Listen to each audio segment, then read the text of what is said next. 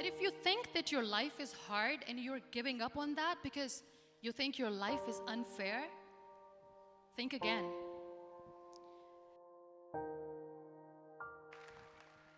It is the story of a woman who with time realized that real happiness doesn't lie in success, money, fame. It lies within. Real happiness lies in gratitude.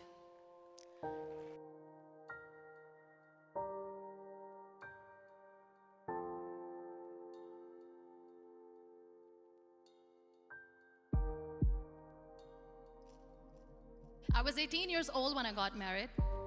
I belonged to a very conservative family, a Baloch family, where good daughters never say no to their parents. My father wanted me to get married, and all I said was, if that makes you happy, I'll say yes. And of course, it was never a happy marriage. Just about after 2 years of getting married, about 9 years ago, I met a car accident. Somehow my husband fell asleep and the car fell in the ditch. He managed to jump out, saved himself. I'm happy for him. But I stayed inside the car and I sustained a lot of injuries. The list is a bit long. Don't get scared. I'm perfectly fine now. Radius ulna of my right arm were fractured. The wrist was fractured. Shoulder bone and collarbone were fractured. My whole rib cage got fractured. And because of the rib cage injury, lungs and liver were badly injured.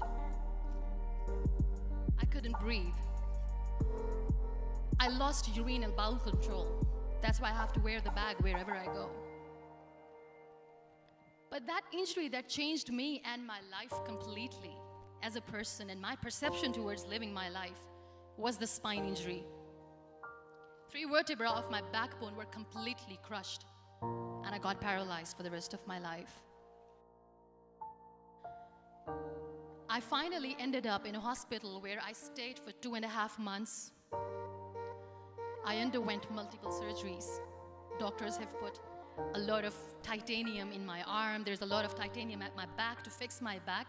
That's why people in Pakistan call me the Iron Lady of Pakistan.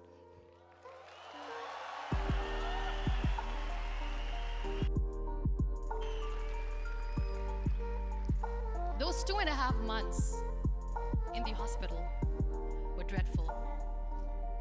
I will not make up stories just to inspire you. I was at the verge of despair. One day, doctor came to me and he said, well, I heard that you wanted to be an artist, but you ended up being a housewife. I have a bad news for you. You won't be able to paint again because your wrist and your arm are so deformed, you won't be able to hold a pen again. And I stayed quiet. Next day, doctor came to me and said, your spine injury is so bad, you won't be able to walk again. I took a deep breath and I said, it's all right. The next day, doctor came to me and said, because of your spine injury and the fixation that you have in your back, you won't be able to give birth to a child again. That day, I was devastated. I still remember, I asked my mother, why me? And that is where I started to question my existence. Why am I even alive? What's the point of living? I cannot walk, I cannot paint, fine. I cannot be a mother. We all try to chase this tunnel. We all do this because we see light in the end of the tunnel, which keeps us going. My dear friends, in my situation, there was a tunnel that I had to roll on, but there was no light. And that is where I realized that the words have the power to heal the soul. My mother said to me, this too shall pass. God has a greater plan for you. I don't know what it is, but He surely has.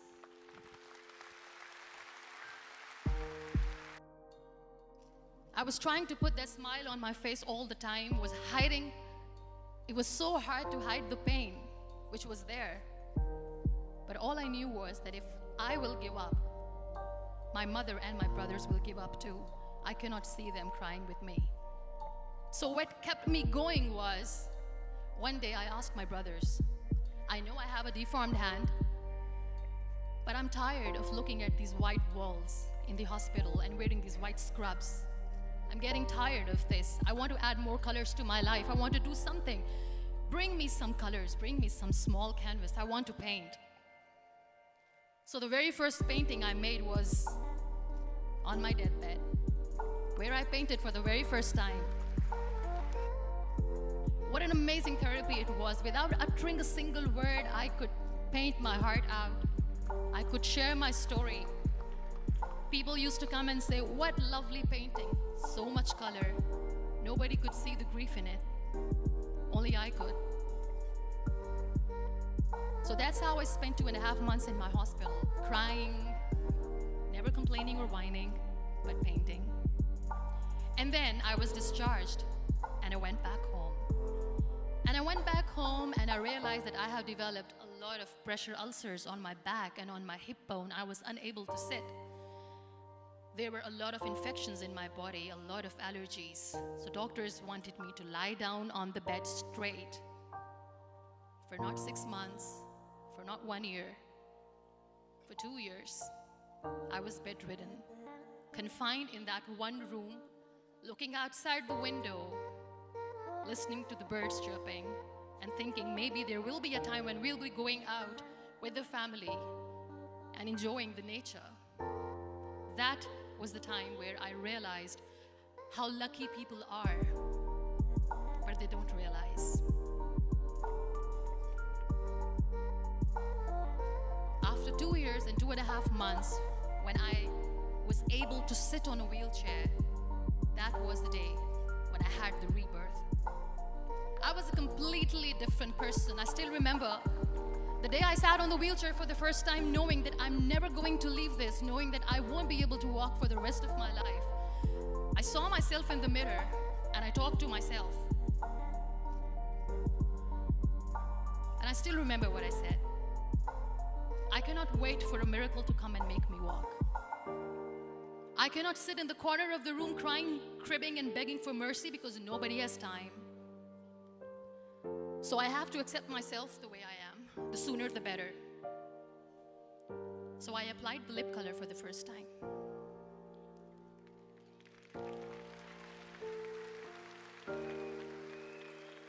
And I erased it.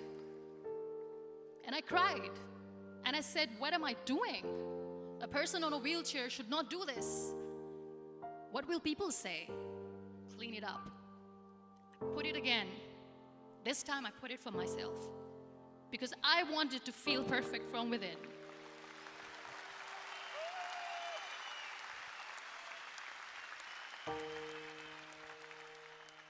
And that day I decided that I'm going to live life for myself.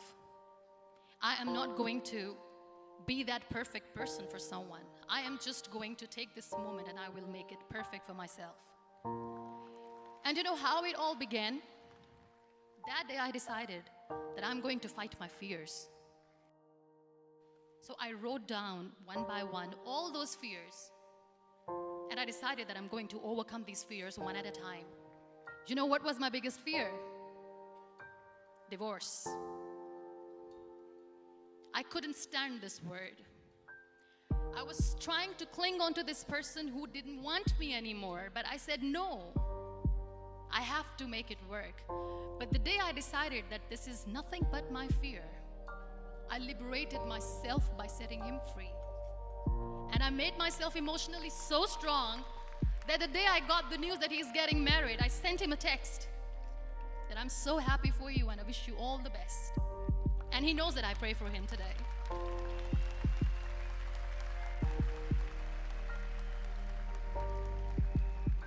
My biggest fear, number 2, was I won't be able to be a mother again. And that was quite devastating for me. But then I realized there are so many children in the world, all they want is acceptance. So there is no point of crying, just go and adopt one. And that's what I did.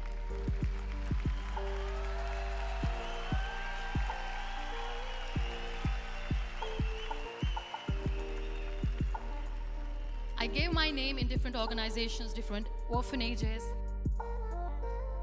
2 years later, I got this call from a very small city in Pakistan. I got a call and they said, "Are you Munibah Mazari? There is a baby boy, and would you like to adopt?" And when I say yes, I could literally feel the labor pain. I said, yes, I am going to adopt him. I am coming to take him home.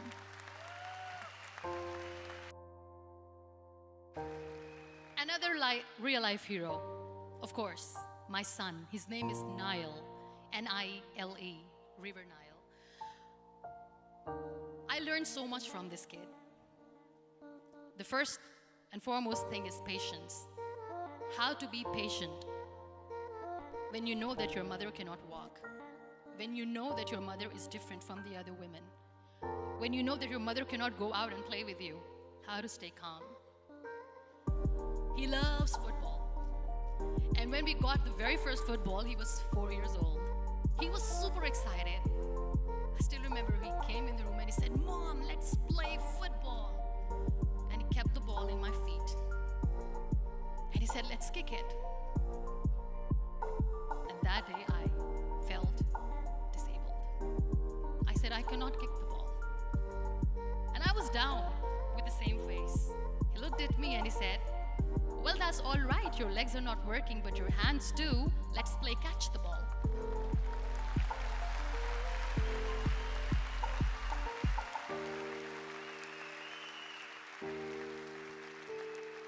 You know what? That day he made me realize that when you think your glass is half empty, come on, your glass is half full. It's all in here and here.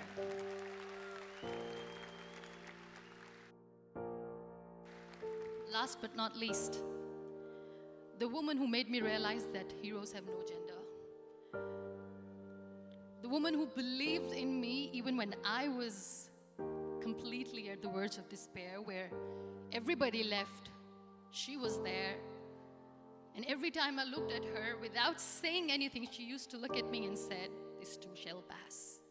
God has a bigger plan. And one day you will say that, oh my God, that is why God has chosen me." She never cried in front of me. She's always said that there will be haters, there will be naysayers, there will be disbelievers, and then there will be you proving them wrong. My mother.